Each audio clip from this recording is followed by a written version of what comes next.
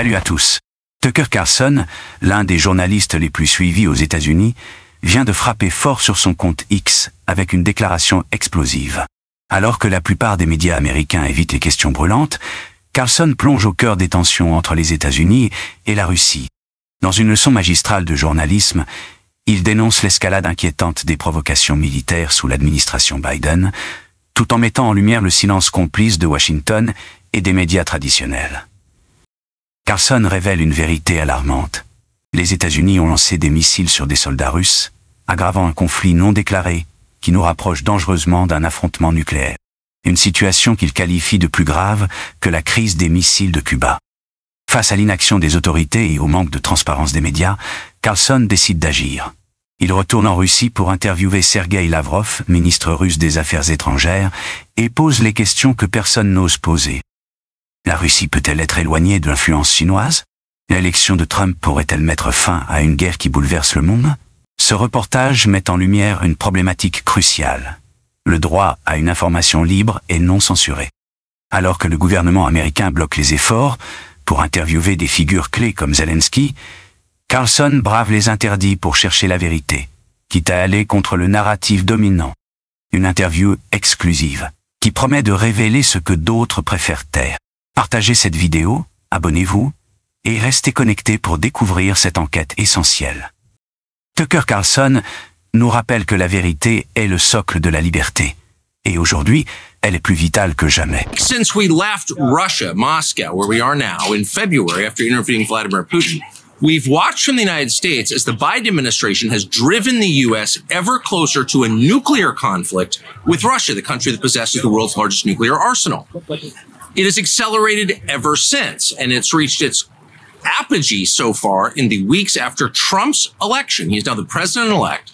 In that time, just a few weeks ago, the Biden administration, American military personnel launched missiles into mainland Russia and killed at least a dozen Russian soldiers.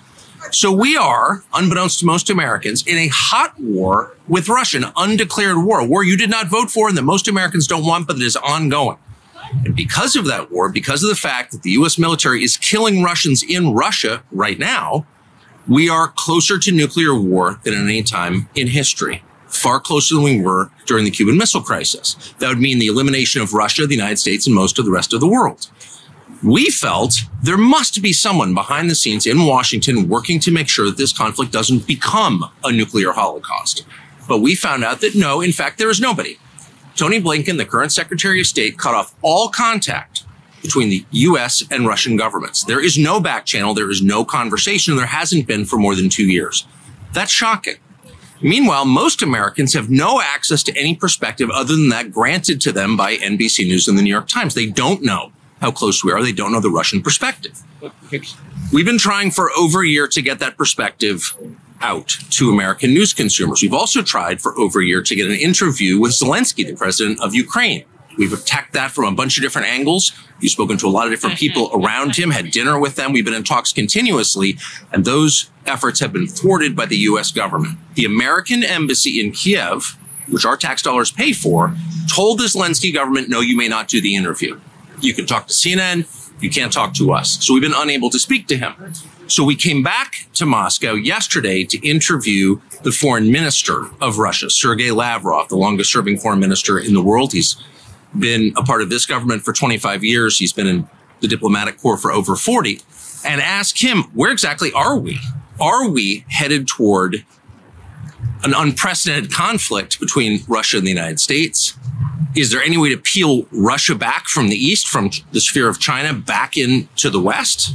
Is that alliance permanent? And does the election of Donald Trump mean an end to this war, which is reshaping the world, the U.S. economy, the global economy, and risking the life of every person on this planet? Is that possible? We just walked out of that interview. It's absolutely fascinating. It's coming very soon. We hope you'll watch.